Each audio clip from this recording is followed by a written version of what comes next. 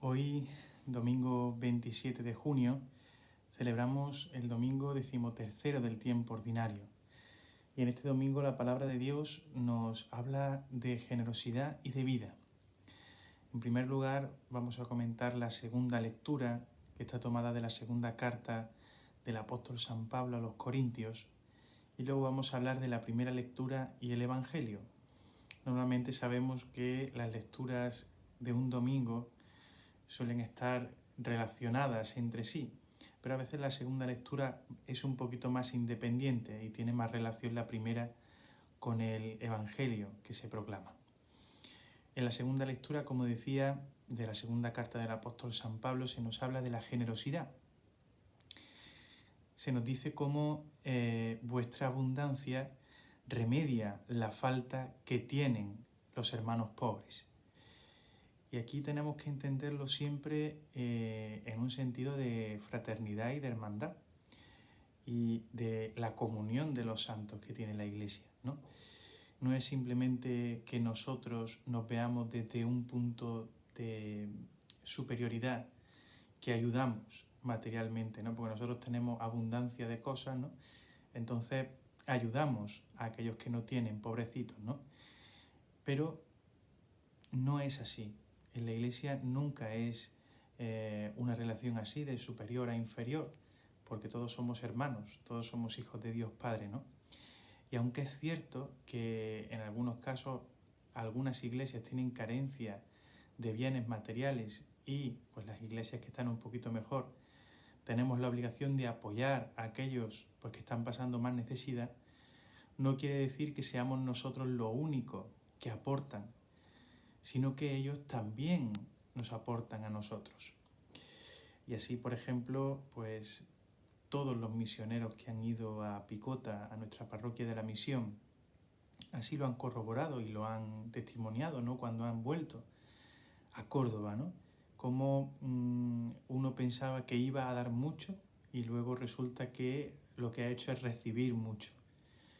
Porque si es verdad que nosotros podemos ayudar a nivel material y debemos ayudar a nivel material a las iglesias que están en misión y que están pasando más necesidad, sobre todo a aquellos hermanos, ¿no? Que están pasando, pues sobre todo en esta pandemia, ¿no? En situaciones realmente difíciles, también es cierto que la parroquia de Picota, la parroquia de Misión, por su parte, aporta mucho espiritualmente a la iglesia de Córdoba. Y esos bienes materiales son pues pagados con bienes espirituales que tienen muchísimo más valor, ¿no?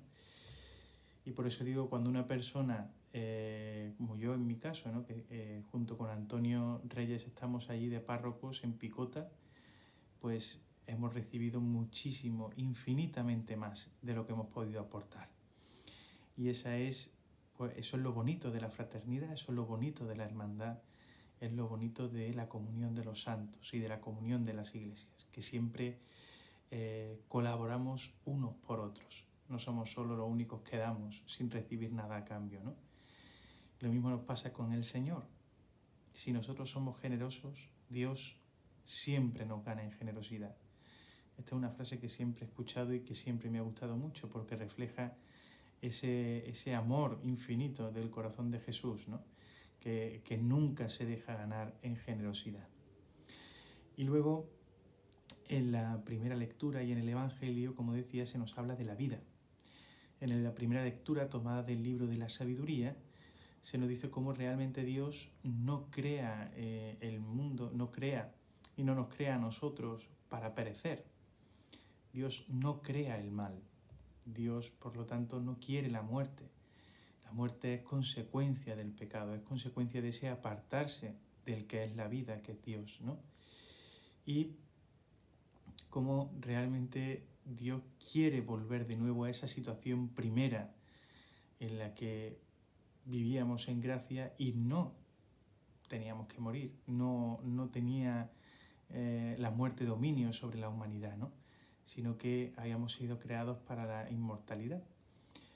Y aparece en el Evangelio, ¿no? Ese momento en el que Jesús resucita a aquella niña, ¿no? A ti te hablo, niña, levántate. Y Jesús nos da una muestra de cómo Él es el vencedor de la muerte y cómo Él con su resurrección no solo vence su propia muerte, sino que vence nuestra muerte, de tal manera que el pecado y esa consecuencia terrible que es la muerte no tienen la última palabra. Dios no se deja vencer, Dios no se conforma diciendo, bueno, pues ya qué vamos a hacer, ¿no? Yo había hecho las cosas bien, pero claro, para que me pudieran amar, tengo que hacer a los hombres libres, porque si una persona no es libre no puede amar de verdad. Entonces yo creo a la humanidad libre y ellos pues no han querido amarme, pues ¿qué vamos a hacer? Pues ya que se aguanten con lo que hay. No, Dios nunca se conforma. Dios siempre está detrás del hombre diciendo te amo, ven conmigo, ven conmigo. Y así Jesús viene al mundo. Y viene al mundo con esa misión, con la misión de tomar la naturaleza humana que había sido herida por el pecado. Lógicamente, la naturaleza humana de Jesús sin pecado original, pero toma sobre sí la naturaleza humana y, entregando su vida, redime al género humano, nos redime a nosotros de ese pecado cuya consecuencia era la muerte. Y, resucitando, vence también a nuestra muerte. Así, vemos en el Evangelio cómo en la resurrección de aquella niña vemos esa imagen, que la gente no se lo cree. La gente piensa pues que lo que hay es lo que hay y que la muerte pues porque no tiene solución. Ya, si una persona ha muerto ya, ¿qué vamos a hacer?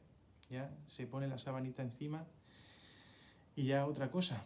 De vez en cuando nos acordamos de la persona, rezamos por ella, pero ya no hay más que hacer, ya no hay más que hablar. Y por eso Jesús cuando llega a aquella casa y dice, esta niña no está muerta, está durmiendo, la gente se burla y se ríe. Este hombre se le ve que no se le ha muerto nadie y no sabe lo que significa que una persona se muera, que es que ya la historia se ha acabado, hasta aquí, ya fin. Y por eso la gente se burla de Jesús. Y Jesús, pues con misericordia, le dice, bueno, mira, iros todos fuera, dejadme con ella. Y va y le dice, a ti te hablo, niña, levántate. Para mostrarle a sus apóstoles, decirles, miren, que es que yo soy la resurrección y la vida. Yo soy la resurrección y la vida. Siempre se ha dicho, todo tiene solución menos la muerte. En esta vida todo tiene solución menos la muerte.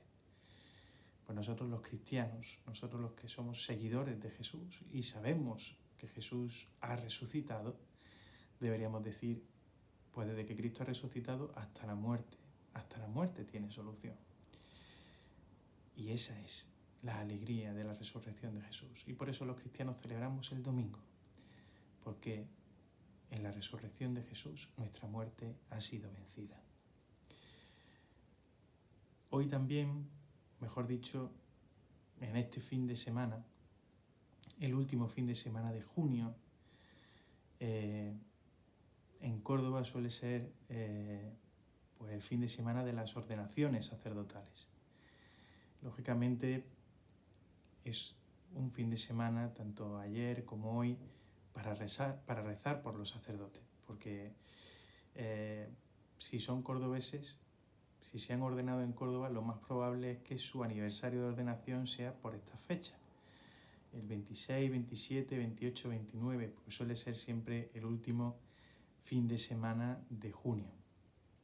Y ayer, ¿no?, tuvimos la inmensa gracia de que en Córdoba se ordenaron 7 nuevos sacerdotes que van a ser enviados lógicamente a sus diferentes destinos, pero de los cuales, pues, como la Iglesia es universal, para todos es una gracia, ¿no?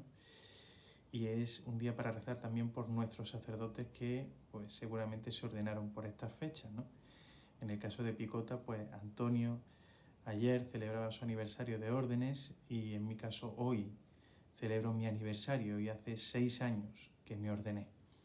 Así que hoy es un día para dar gracias a Dios por los sacerdotes, para pedir también por las vocaciones y para rezar por nuestros sacerdotes. Y pedirle que sigamos llevando esa buena noticia del Evangelio que hemos recibido, pedir que seamos realmente imagen de ese buen pastor que es Jesús y que allí donde estemos, en el caso de Antonio y mío, que estamos en la misión en Picota, que seamos capaces de ser esos puentes a través de los cuales Dios pueda llegar a los hombres y los hombres puedan llegar a Dios. Que así sea.